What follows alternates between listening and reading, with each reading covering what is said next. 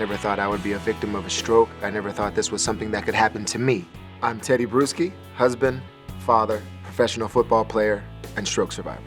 In 1997, I had to have a knee surgery on my right patella tendon. Up until my stroke, that was probably the most adversity I'd ever been through physically.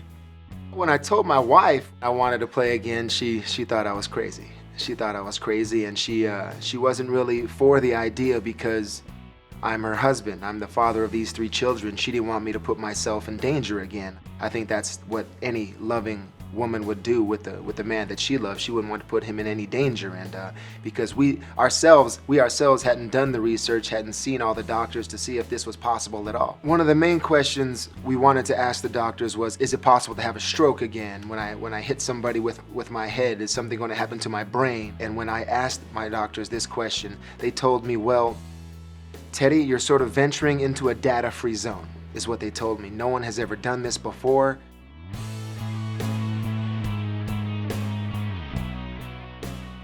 When I came to our strength coach and I said, I'm going to play football in 6 weeks, when I decided to fully come back, and there was 6 weeks till a game where they knew that I could possibly be eligible to play again, he put me on a 6-week regimen where it was probably one of the most difficult 6 weeks I've ever been through.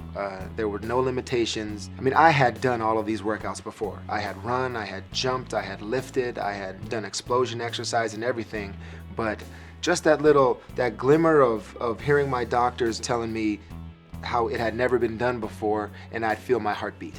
When I'd feel my heartbeat and it get going and your heart rate gets over 100, 120, it gets very high, and you can feel when you're working and you feel your heart pumping like it does, and you know you've been putting in the work.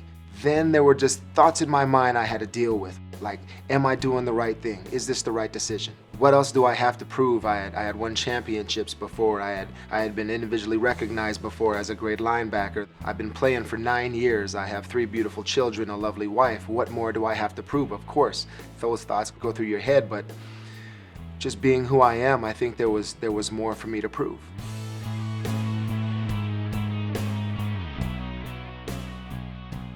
My first practice after I came back and had finished the 6 weeks of workout, and now I was putting on pads again, was really a baptism by fire, I think, because my very first play was in a 9-on-7 drill, and we were all in full pads. And as an inside linebacker, one of the most violent collisions you can have is when you sort of go face to face with a fullback. That was my play. They sent a fullback right up the middle at me, and there was a big collision, and that was a moment for me, because after that play, I sort of stood there, and with some of those doubts still in my mind, I sort of stood up and sort of said to myself, okay, I'm still here.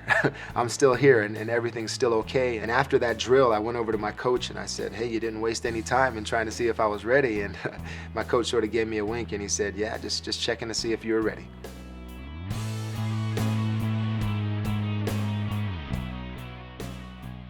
The press interviewed my neurologist and asked him, you know, what are you going to do for the game? Are you excited for the game? Are you going to watch the game? And the game happened to be at night, at around 8:30 at night. Neurologists have early hours and long hours, son. And what he told them was, I'm not going to watch the game, I'm going to go to sleep. And when I heard that, I thought about it and I thought, man, that's strange, but then it gave me a great confidence, because he knew I was okay. And he knew nothing was going to happen. He knew it so well that he didn't even need to watch, and he knew I'd do great, and he just went to sleep and gave me a call the next day and told me congratulations. Well, when I took the field for that first game back, it was electric. The fans, the support that they gave me, the support my teammates and coaches gave me, and during the pregame introductions was probably the loudest ovation I had ever received. I was so proud that I looked up in the stands to my wife, and we sort of acknowledged each other to the point where, you know, just sort of silently looking at ourselves and looking at each other and telling each other that we did it, we made it.